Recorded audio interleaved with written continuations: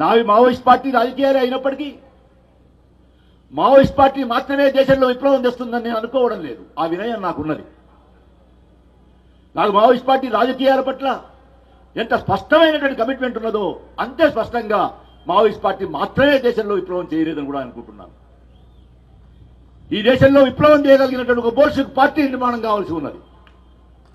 అటువంటి ఒక Bolshevik party నిర్మాణం కావడం కొరకు మావోయిస్ట్ పార్టీ వెలుపల ఉండేటువంటి విప్లవ శక్తులన్నీ, విప్లవ పార్టీలన్నీ, విప్లవ శక్తులన్నీ ఏకం కావాల్సి ఉన్నది.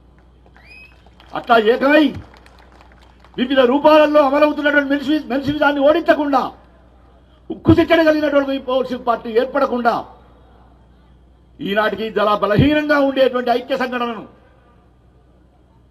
చైనా విప్లవంలో ఉండేటువంటి ఐక్య సంఘటన లాంటిది అయితే చాలా ఆదర్శప్రాయమైన ఐక్య సంఘటన, తెలంగాణ సాయుధ రైతాంగ పోరాట కాలంలో ఉండేటువంటి ఐక్య సంఘటన, ఆంధ్ర మహాసభ పేరుతో ఉండేటువంటి ఐక్య సంఘటన చాలా బలమైనటువంటి ఐక్య సంఘటన. ఇవాటికి మనం ఆంధ్ర మహాసభ లాంటి ఐక్య సంఘటనను కూడా నిర్మాణం చేయలేకపోయినాం.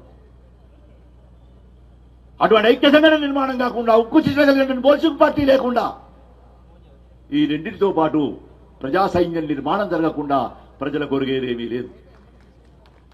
కనుక ఏ వ్యవసాయ సంక్షోభానికైతే వ్యవసాయ విప్లవమే మార్గం అని చెప్తున్నామో